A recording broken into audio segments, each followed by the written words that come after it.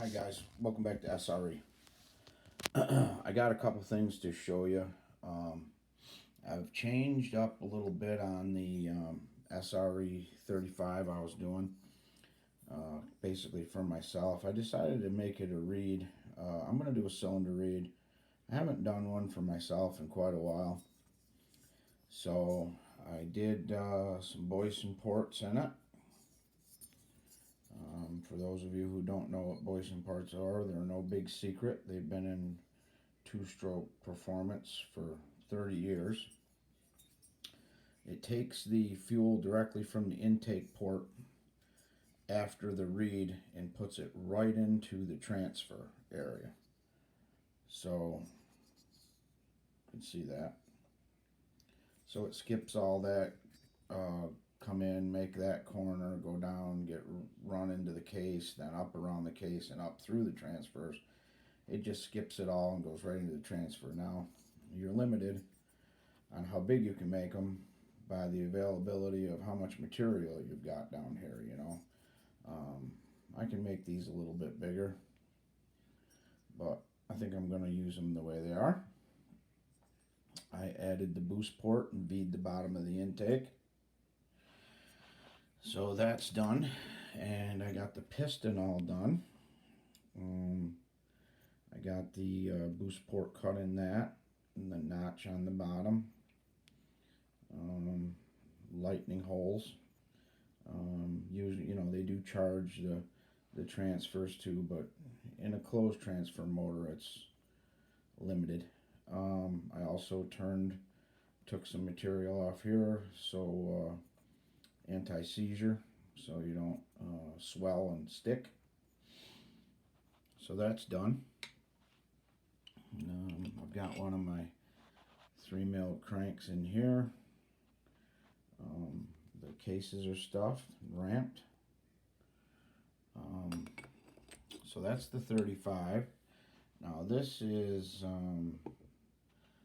the last SRE 45 case reed that I'm going to make. This is for Mr. McLean. So I got this mocked up right now. Check the squish and everything on it. He's going to be bashing this engine, so it's not a complete on-kill motor, but I did lighten the crank, do turbo ports in the case, stuffed and profiled the case, fully reed ported the cylinder, and notched the case for the for the boost port. I also put the plates on the side of the case so it doesn't leak. They're 3mm on a plate of aluminum that I drilled and tapped and put into the case. I did both sides. The side I use groove material that I had. So, works out real good. Lines up good. Works good. So that one's done. Here's his, get you a look at his reed cage. Whoops. Shit. Sorry guys. Dropped one of his reed stages here. Okay, sorry. So it's a two-stage reed setup. Here's the first stage. Here's a look inside the reed cage. It's extensive work done to that reed cage. It don't look anything like that stock. It's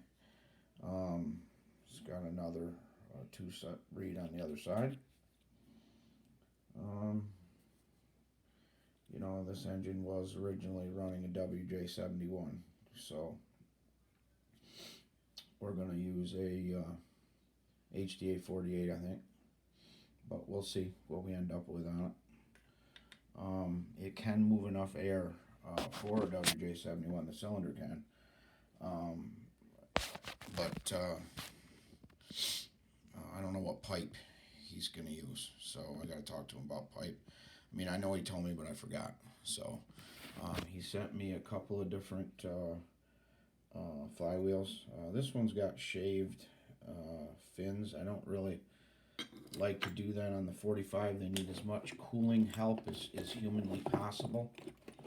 So here's the other one he sent, which is a good piece. So I think I'll be using that. I'll lighten it, but not in the way without the fin deal. I don't like removing fins. So there's what I've got going on today. It's Thanksgiving. So I had my Thanksgiving yesterday. I had my children, my kids and my grandkids up. Okay, another thing that you guys, I can't run this anymore here because I've got multiple feet of snow. And but we did have really good results with this. This is the Taylor 35 case reed. I had really good results. It's only a prototype, you know, and it ran really strong. I thought it was a little soft on the bottom. So did Vance and Kyle. So we made some changes, and now it won't be soft. I'm guaranteeing you.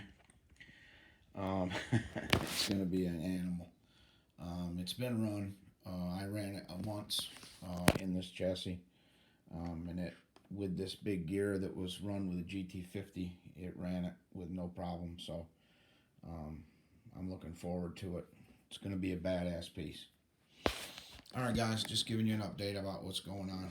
All right, happy Thanksgiving.